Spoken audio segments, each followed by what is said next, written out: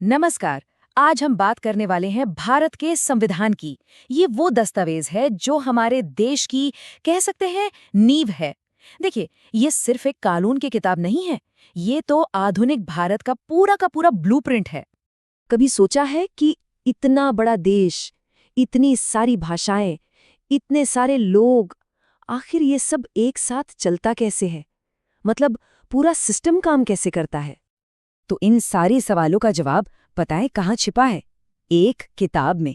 जी हाँ, एक किताब जो हमारे देश की बुनियाद है। तो चलिए आज इसी किताब के पन्ने पलटते हैं और इसे जरा गहराई से समझते हैं। तो चलिए शुरुआत करते हैं सेक्शन 1 से, राष्ट्र का ब्लूप्रिंट। यहाँ हम ये जानेंगे कि आधुनिक भारत का ये ढांचा, ये ब्लूप्रिंट आखिर बना कैसे और इसके पीछे सोच क्या थी। इसकी कहानी शुरू होती है 1934 में, जब एम.एन. रॉय ने पहली बार इसका आइडिया दिया था।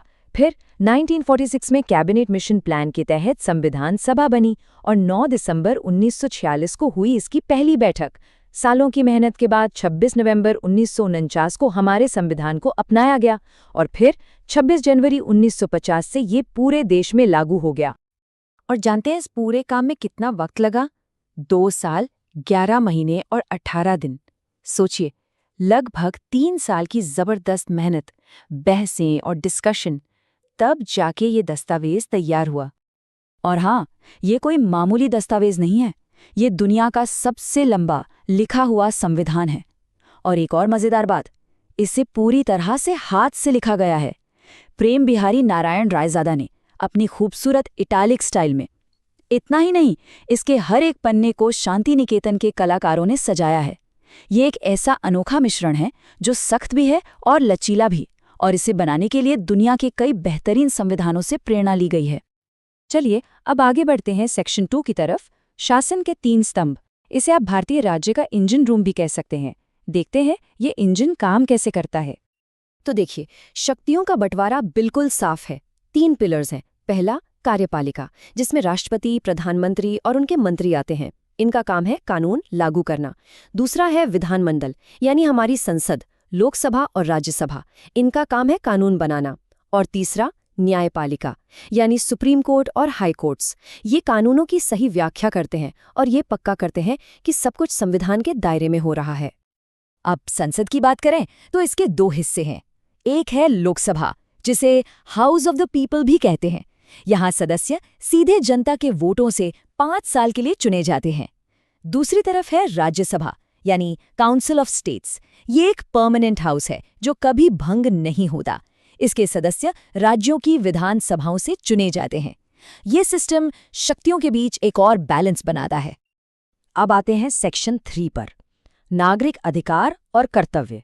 सच कहूं तो ये इस पूरे संवैधानिक ब्लूप्रिंट का दिल है, क्योंकि ये सीधे सीधे हम सबसे जुड़ा है। हमारा संविधान हर नागरिक को 6 मौलिक अधिकार देता है। ये हमारे लोकतंत्र की, आप कह सकते हैं, जान है। इनमें शामिल है समानता का अधिकार, आज़ादी का अधिकार, शोषण के खिलाफ अधिकार, अपने धर्मों को मानने की आज़ादी, अपनी संस्कृति और शिक्षा का अधिकार, और सबसे जरूरी, संवैधानिक उपचारों का अधिकार, यानी अपने हक के लिए लड़ने का अधिकार। और इसी आखिरी अधिकार के बारे में डॉक्टर बी.आर. अम्बेडकर ने कहा था कि अनुच्छेद 32 संविधान का हृदय और आत्मा है। क्यों? क्योंकि सोचिए, अगर अधिकार हो लेकिन उन्हें लागू करवाने का कोई तरीका ही ना हो, तो वो तो बस कागज पर लिखी बातें रह जाएंगी, है ना? यही वो आर्टिकल है जो हमें सीधे सुप्रीम कोर्ट जाने की ताकत देता है। यहाँ एक बहुत ही जरूरी फर्क समझना होगा, मौलिक अधिकार और निदेशक सिद्धांत के बीच। देखिए, मौलिक अधिकार तो एक तरह से नागरिकों के लिए सुरक्षा कवच हैं। अगर सरकार इन्हें छीनने की कोशिश करे तो कोई भी कोर्ट जा सकता है। ये कानूनी तौर पर लागू होते हैं। दूसरी तरफ है निदेशक सिद्धांत। ये सरकार के लिए एक तरह से एक गाइडलाइन या नैतिक जीपीएस की तरह है, जो बताते हैं कि एक अच्छा कल्याणकारी राज्य बनाने के लिए क्या क्या करना चाहिए। ये लक्ष्य हैं जिन्हें कोर्ट में जाके लागू नहीं करवाया जा सकता। लेकिन अधिकारों के साथ साथ कुछ जिम्मेदारियां भी आती हैं, है ना? तो 1976 में संविधान में मौलिक कर्तव्य भी जोड़े गए। ये हमें याद दिलाते हैं कि एक नागरिक होने के नाते देश की एकता, भाईचारा और संस्कृति को बनाए रखना भी हमारा ही फर्ज है। और अब हमारा आखिरी सेक्शन, सेक्शन 4, एक जीवंत दस्तावेज। क्योंकि हमारा संविधान कोई पत्थर की लकीर नहीं है जो एक बार लिख दिया और बस खत्म। नहीं, ये एक जिंदा दस्तावेज है जो वक्त के साथ बदलता है और खुद को ढालता है। इसका सबसे बड़ा सबूत है इसमें हुए संशोधन। जैसे 1976 में 42वें संशोधन ने समाजवादी और धर्मनिरपेक्ष जैसे शब्द जोड़े। फिर 1989 में 61वें संशोधन से वोटिंग की उम्र 21 से घटाकर 18 साल कर दी गई। 2002 में 86वें संशोधन के जरिए शिक्षा को एक मौलिक अधिकार बनाया गया और हाल ही में 2016 में 101वें संशोधन से जीएसटी को लागू किया गया। ये सब दिखाता है कि संविधान कैसे वक्त के साथ कदम से कदम मिलाता है। और हाँ, इस ब्लूप्रिंट में मुश्किल वक्त के लिए भी तैयारी की गई है।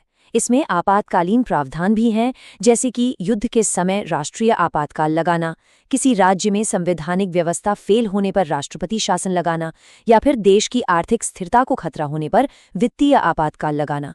ये सब देश को असाधारण संकटों से बचाने के लिए बनाए गए हैं।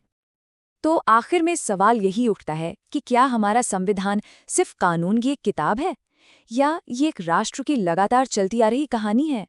एक कहानी जो भारत की यात्रा, उसके संघर्षों, उसकी उम्मीदों और एक देश के तौर पर हमारे आगे बढ़ने की दास्तान सुनाती है। इस पर सोचना बहुत जरूरी है।